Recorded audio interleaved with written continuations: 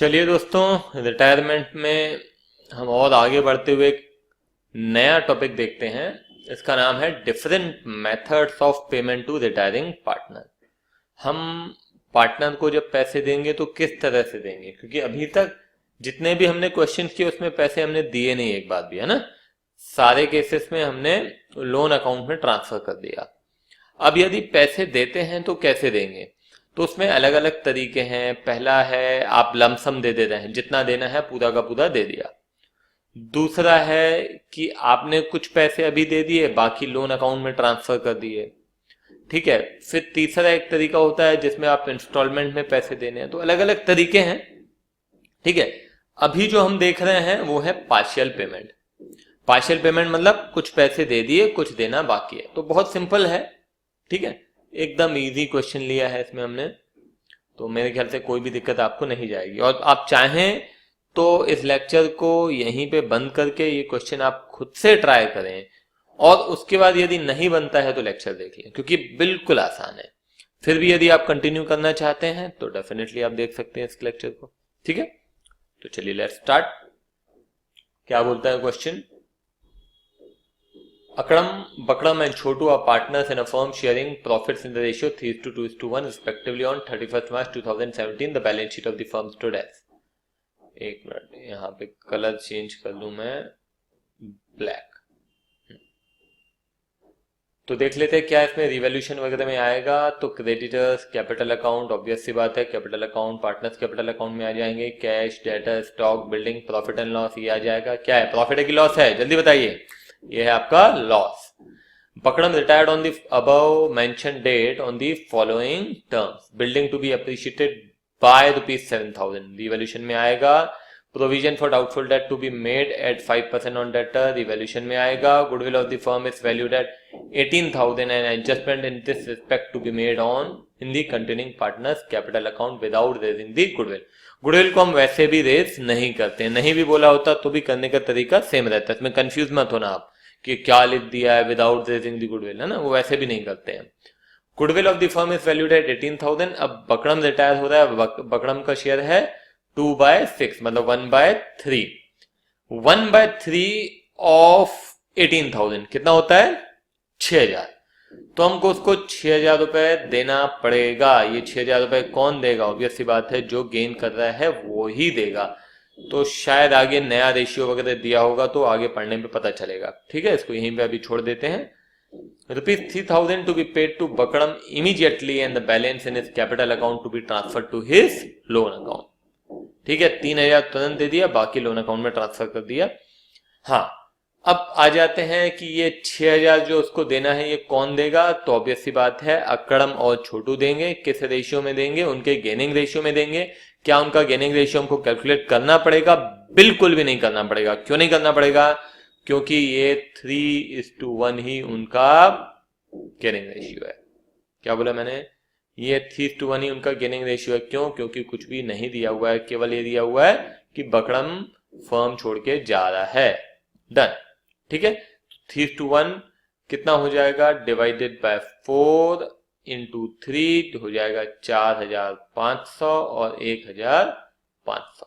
ठीक है, ये अकड़म और ये छोटू, इनसे इतना इतना लेना पड़ेगा। ठीक है, तो चलिए सीधे हम रिवॉल्यूशन अकाउंट पे चलते हैं। रिवॉल्यूशन अकाउंट में बिल्डिंग बढ़ रही है हमारी 7,000 से, तो हमने यहाँ पे लिख दिया बिल्डिंग।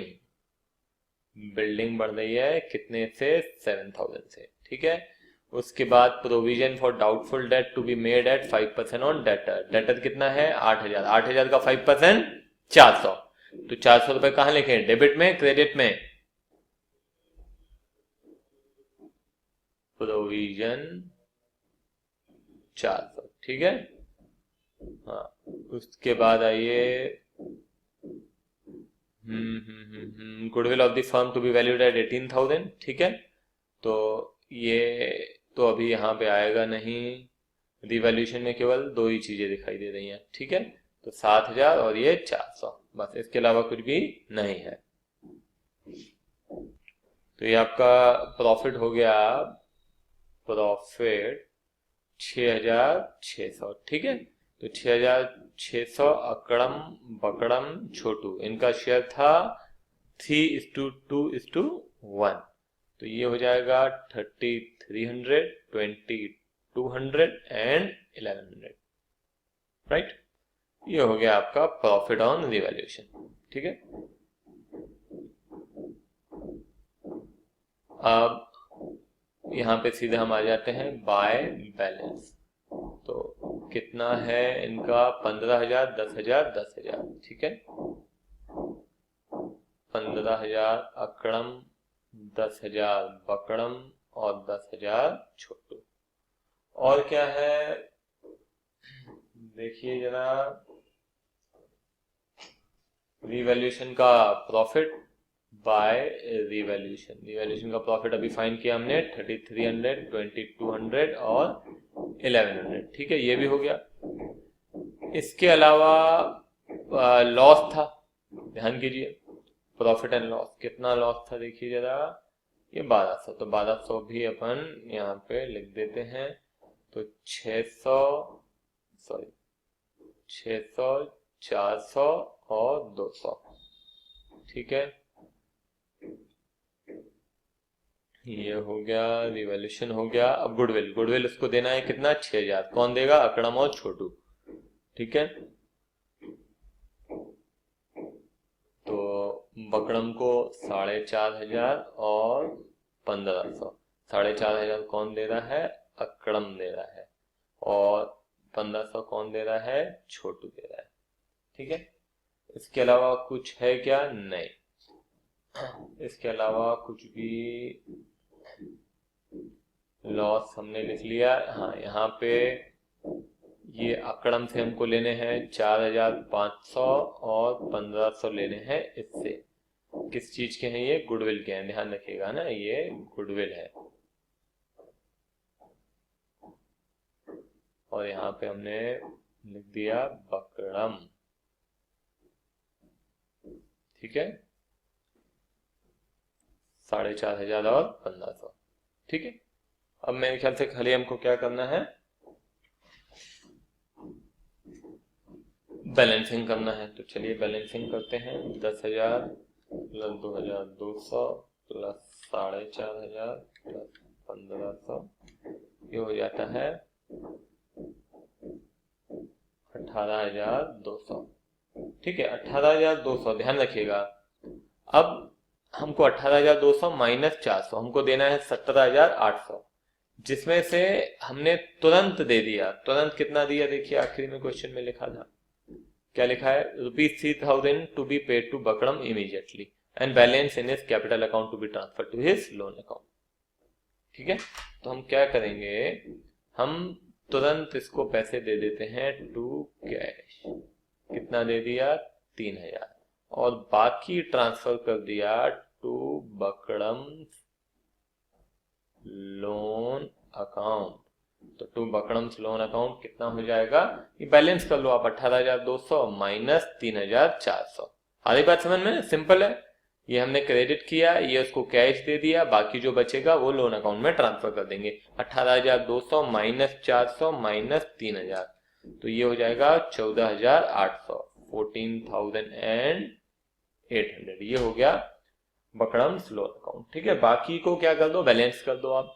15,300 प्लस 3,300, 18,300, 18,300 माइनस 5,100, तो 13,200 हो जाएगा। टू बैलेंस कैरी डाउन 13,200, ठीक है।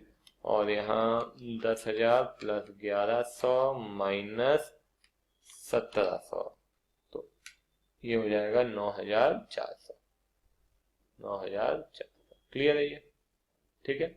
अब यहाँ टोटल आप लिख सकते हैं, टोटल ये 18,200, ये 11,100, और ये कितना हो जाएगा, 18,300,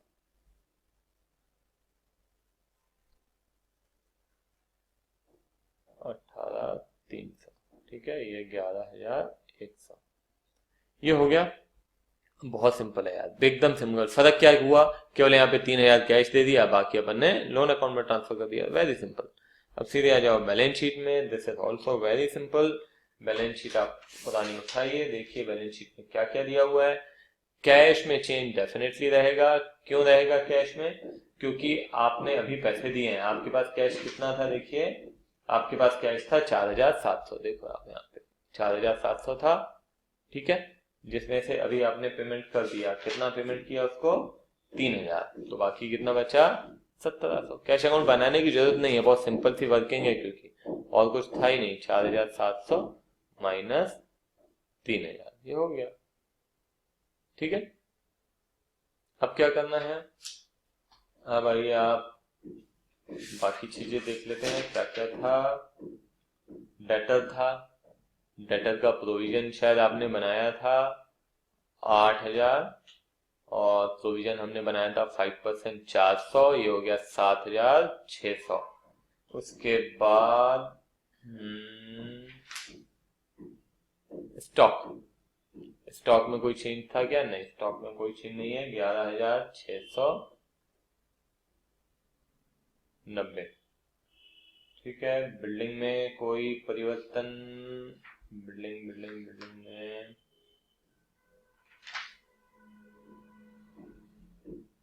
हाँ, बिल्डिंग की कीमत बढ़ी है ना। बिल्डिंग पहले थी 23,000, है ना, वो 7,000 से अप्रिशिएट हुई है, तो 23,000 प्लस 7,000, तो ये हो गया 30,000, ठीक है। और बिल्डिंग भी हो गया, ये आपका प्रॉफिट एंड लॉस तो डिस्ट्रीब्यूट हो ही गया है। इस तरफ आ जाएं तो क्रेडिटर्स था, क्रेडिटर्स में कोई चेंज है क्या, क्रेडिटर्स में कोई चेंज नहीं है, 13,590, ठीक है। और फिर आ जाओ इनके कैपिटल और लोन, 13,200, 9,400। कैपिटल अकाउंट्स, अकड़म 13,200, छोटू 9,400, और बकड़म्स लोन अकाउंट कितना है, 14,800, 14,800, ठीक है। 23,600 ये हो गया, ठीक है। और कुछ बचा क्या, ये 22 होगा, 22,600, 590 प्लस 22,600 प्लस 14,800, ये हो जाएगा 50,990, ठीक है। इनका टोटल करते हैं, 1,700 प्लस 7,600 प्लस 11,690 प्लस 30,000, ये हो गया 50,990, ठीक है, डन। बहुत सिंपल है, कोई भी दिक्कत नहीं है। तो चलो इसको यहीं पे खत्म करते हैं, फिर अगले लेक्चर में अगला क्वेश्चन देखते हैं।